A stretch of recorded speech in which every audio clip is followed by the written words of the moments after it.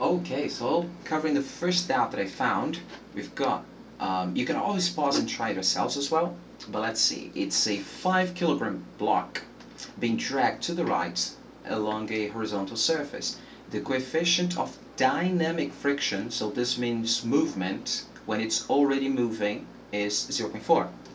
Take the acceleration due to gravity as this, 9.81.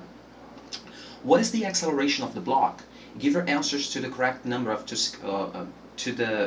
significant figures in meters per second squared without units. So basically, first thing we have to do is our free body diagram. Okay, free body diagram. So what forces do we have there? Well, it's a block with a mass on a planet, so there will be some gravitational force, so there's weight. Also, since the block's not going through the floor is resisting this this motion, is resisting this acceleration, is resisting this force. So the floor will produce a normal force that will prevent the block from going inside. If this was made out of sand or water, it would just sink, right? It would go through. But since this is, I don't know, concrete or something sturdy, it doesn't go through. So there will be some normal force that will stop this block from going through the floor. Now, I've got this force, oh my god, I've got this force of 30 newtons to the right, and I am told that there is some friction.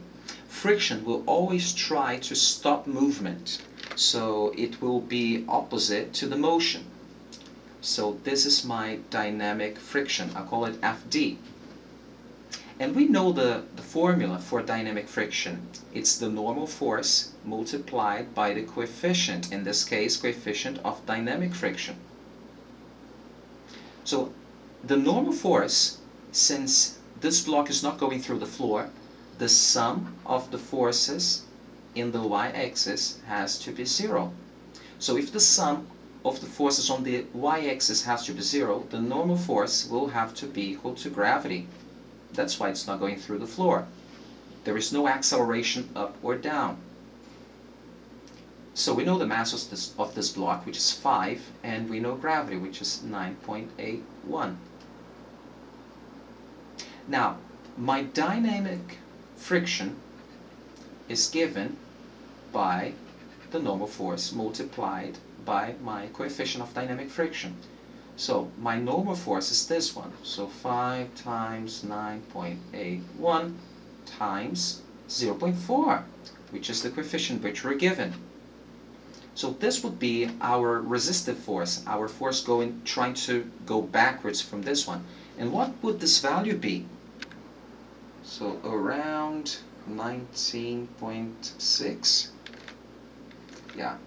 So, okay, but this is, yeah, I'm keeping 3 significant figures because this is up to 3, but if you analyze, this is only 1 significant figure, this is 1 significant figure, so it would be okay to say that it's approximately 20.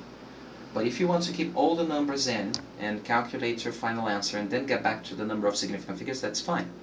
Now, it's about 20 newtons going backwards, so this is around 20 newtons. So at the end, if you analyze your sum of the forces in X, what's going to happen? Well, I have a 30 Newton force forward and I have a 20 Newton force backwards. So my sum of the forces in X will be 10 newtons to the right, since this is a vector, right? And since it's 10 newtons to the right, force equals mass times acceleration, Newton's laws. The mass of the block is 5, and the force, the resultant force is 10. If I want to find the acceleration, I will divide then my force, this is the resultant force, by the mass of the block. So the resultant force, in this case, is approximately 10 newtons, and my mass is 5 kilograms. So this will be 2. And it's asking for 2 significant figures, so 2.0, and meters per second squared without units. And there you go.